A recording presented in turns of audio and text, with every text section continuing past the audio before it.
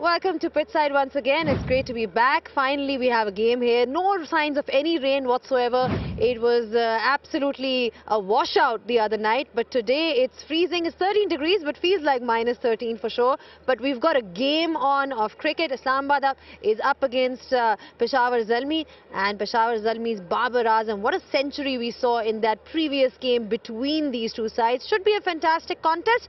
But today, we've been joined by two new entries on the pitch side. So we've got the legend, Mr. Ramiz Raja, and the legend, Mark Butcher. So great to have you guys here. Firstly, a very warm welcome to you. You've come straight from Bangladesh into this freezing weather of Pindi. Great to have you back. Thank you so much. I mean, that's the worst thing about this, because this is a much easier seat compared to the seat that I occupied in Pakistan. But it's lovely to be part of you guys and where I actually belong. But you're also back to where you belong, literally, because you're almost like a local. We see you, and it's great to have you once again in Pindi. Yeah, I couldn't believe it. When I landed on Friday, I thought they just circled around and just dropped me straight back in Heathrow. Freezing cold, pouring down with rain. It was a perfect London February day. But thankfully we got no rain tonight, and it is a little chilly, but we're going to get a game. I don't want to be fielding at backward point tonight with that ball fizzing into my cold hands. Well, I'll tell you what, it's going to be cold for the players as well. But earlier on we had the toss, with Zalmi winning the toss, and no surprises there because they decided to field first. Remember, the conditions that we have here in Pindi have historically been favouring the sides that have been chasing. It's those kind of conditions where the batters love to bat out there and score heaps of runs. Islamabad United then, Ramiz bhai, what do you make of the side overall? I think they've got the firepower. I mean, their top four look extremely good and potent, but it's the bowling that has lacked firepower at times. They need to win. It's as simple as that. So winning becomes a habit, as we all know. So I'm hoping that we'll see a good contest. They need to put runs on the board, and plenty of runs on the board, because this is going to be a good batting surface. Yeah, Alex Hales will be seen in action, so they can hope for some runs at the top order as well. Peshawar Zalmi then. A couple of changes for them. Butch, you've just come into the PSL, but I'm sure you've been following their journey so far. I certainly have, yeah. They've got brought in Ahmed Jamal as the all-rounder. Hasibullah will not be keeping wickets, so we think that Mohammed Harris will take over the gloves. TKC, Tom Kohler-Cadmore, comes back into the side. He's had a bit of a quiet time after really lighting the place up in PSL back in 2023. And of course we've got Zishan as well to give a little bit of extra firepower in the fast bowling department.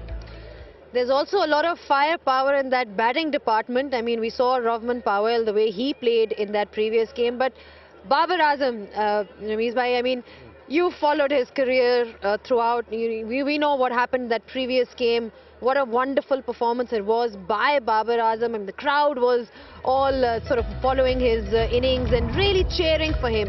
Just in terms of if you've missed out on what happened between these two sides, Peshawar Zalmi made 201 for 5 in their 20 overs. Babar Azam with that magnificent 100 at the top. And in response, Islamabad United at one point looked like they're sort of getting there. Azam Khan, the top scorer, but then they kind of lost their way. But we've got to speak about Babar's century that night. I mean, you've seen quite a few. What is it that, what is that one thing that you love watching about Babar Azam? Because there's quite a few things.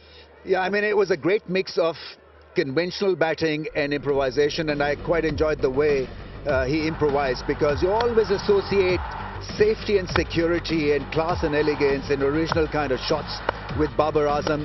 This is a typical Babar Azam onslaught up front, and then he just opened the field with mesmerizing improvisation, and he's not known to do that, but I think he can expand his range a lot more on such pitches. Yeah, I wonder if, I think it was here, wasn't it, last year, where Simon Dahl perhaps had a little chat with Babar, and they had a bit of a disagreement about his strike rate, but he certainly didn't struggle with that in this innings. Two wonderful strikes down the ground, as the Spider has got plenty of legs on it there today. And Babar himself described it as his best innings in PSL history, and he's had one or two good ones.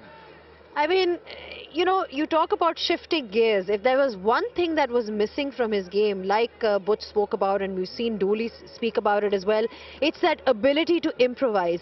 And we're seeing that he has involved in that department, Ramiz. When you look at his career, he's improving day by day. Yeah, he understands the value of his scalp and also understands the value of being a little bit more aggressive. And I think he's got the ability to do that because he builds up a nice momentum platform. And with the kind of pitches that he's playing on, I think it's an excellent opportunity for him to understand the value of improvisation. And I think now he feels just a little bit relaxed also. Maybe now that he's not captaining the white ball team, maybe that has made him a bit relaxed out there. Speaking of playing in a relaxed manner, there's another player who plays in an extremely relaxed manner. We're talking about Azam Khan. I mean, those hands, Butch, have a lot of power behind them. They certainly do. There's plenty of weight behind every shot he plays, that is for sure. Listen, and he's such an exciting player. It's wonderful to see him finally sort of make a big impact in the tournament. Because when he gets going, he's as good as anybody at striking the ball out of the ground. And I guess the one thing for him in terms of his career progression is adding a little bit more sort of consistency to it all at the moment. And the more he plays, the more he's involved with wonderful players from around the world, the better he will get, because he has all of the talent in the world.